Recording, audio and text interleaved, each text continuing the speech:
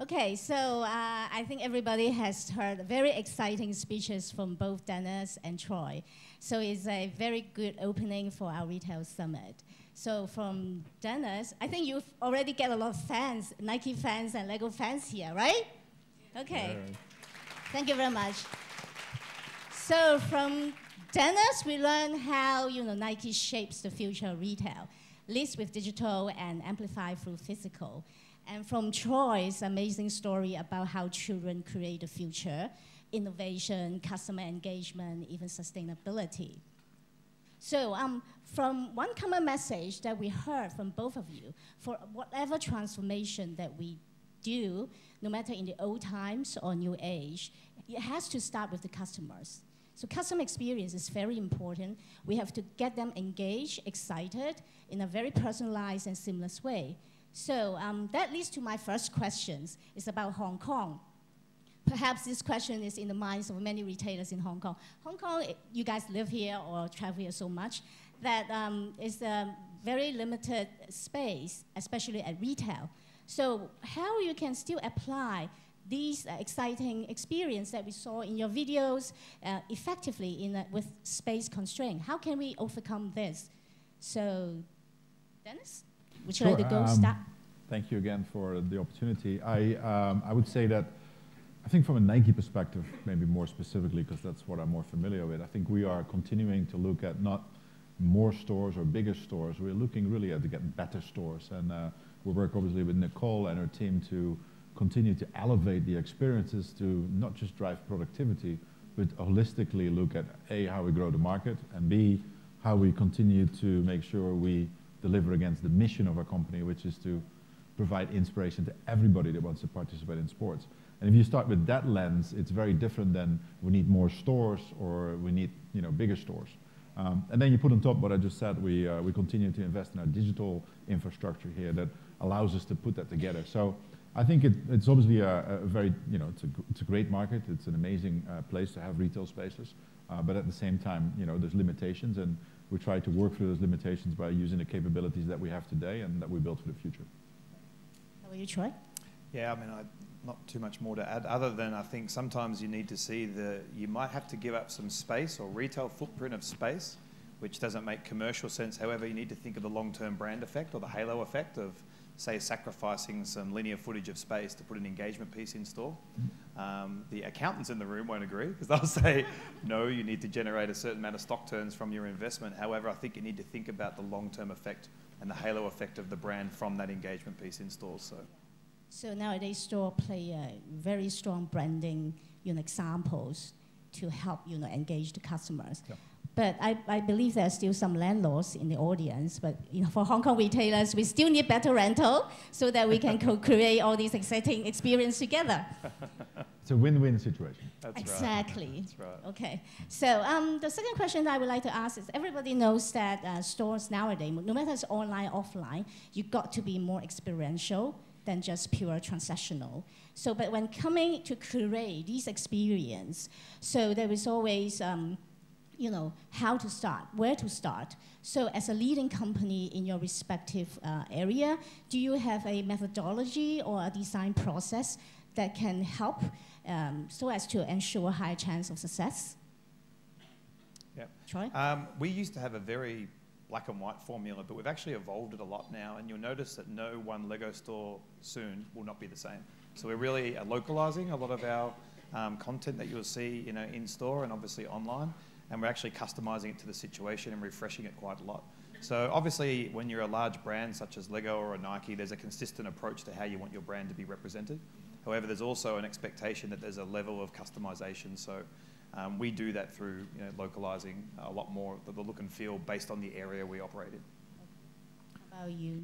Yeah, and it's just amazing how much alike the two brands are in terms of values. We were just chatting when we came on stage, but similar plan. But I would add to that, we do everything through, as you saw earlier, through the lens of the consumer. And before we create it, when we create it, after we created it, we continue to have loops. And we try to be faster. We're probably not as fast as other brands are, but at the same time, we try to learn fast and make sure we take input from our consumers in the experience, and not to give up, but to continue to look for improvement to enhance the engagement and to make it an even more premium, immersive experience. So we always go back to what we believe, is the truth. Whether it's children for Lego, it's athletes for Nike, and they will tell us what they admire and what they would like us to change. Yeah. Hearing from your customers are very, very important, as we all learn from your presentations. And I think there's an area that we are always making us very worried, is that Hong Kong or even the world is in a fast pace. Things changing is so quickly, as we just chatted with Troy, that okay, today I give you the very exciting experience to consumers, but in 2 months' time, they get bored and they don't want it anymore. So as a brand, then we've got to keep innovating and keep bringing new stuff. But how can a brand or your organization, your team, to keep innovating in such a fast pace and encourage this to continue and be effective? So any experience, examples to share so that we can learn from it, and then we can still be so agile or even ahead of the curve all the times. Yeah. I mean, I don't think we have a silver bullet for it, because I think everyone's searching for that. But your point is very true, especially in Hong Kong. It's people's attention spans go quite quickly. So what is very trendy, and as an example, our mosaic maker was huge at launch. We had queues out the door. We couldn't keep enough, and then within a 6-week period, it starts to drop off very quickly. So you really have to react to it quite quick. And we actually look outside the industry for a lot of inspiration too. So brands such as Nike, we look at what they're doing quite a lot. We look at other brands as well within the lifestyle space to see, what is the latest trend that we could adapt from a Lego standpoint to our consumers. So, but it's very, very tough. It's not easy. Yeah, I'll use an example. Sneakers are the same, People love this sneaker today and don't like it tomorrow. Yeah, I use an example that is familiar maybe to the Hong Kong and China market. Is through a digital lens, maybe we deliberately invested in capabilities in Shanghai, which is a digital studio, where we have a group of engineers, data scientists, and product managers sitting that are just working on our digital products. And as a result, and I just shared it with you here in Hong Kong, thanks to the local leadership team here, we were able in less than 10 months to introduce Nike Plus membership. And we do that with that team, and we continue to get feedback, and we already made adjustments to either the programs or the consumer experience or how we communicate. So it's about mindset. It's also about building and investing in the capabilities and use them as much as you can. Yeah, I think especially now with all the information that we can get online, the data analytics would also help to identify, kind of opportunities and trends to evolve. Yeah, that's good. So I think we just have 5 minutes left. Maybe we take some questions from the floor. So there's one question from the audience. They say, multinationals have scale to invest in digital and experience. What is your advice on local brands with much smaller scale? In essence, it means you have a lot of money to spend, but we don't have. What to do? We are blessed. Yeah. Yeah, so that's... Would you like? That's a tricky one. We have two of our CFOs here on the front row, so I have to be really careful. Maybe the question should direct to the CFOs, right? I would say that to the two CFOs, I would say we don't have enough money either. Hey, I would say this. I think, that is obviously a challenge, and I don't think at the scale prioritization is what's still most important. And whether you have large funds or small funds, I mean, we might have a larger top line, but we're still prioritizing every dollar we're investing, and we're still looking at how it adds to the brand as well as obviously our bottom line. The other thing I would say, what we do more and more in China, regardless of the size, is partnerships, and we're investing a lot in making sure we have the capabilities in-house to really manage and have a very much a two-way relationship with partners that help us accelerate in places where we don't want to invest ourselves. And again, whether that's in stores or in digital, that's essentially how we make sure it's not just all on our terms, it's also with the support of other people. Yeah. So that would be my small token.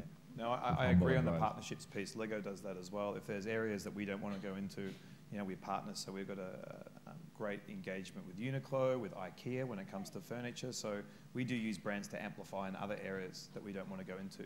But the other point I would make to that is engagement with the community in the areas that you operate in is very important. So making sure you have that one-to-one connection. You don't need to spend a lot of money to do that.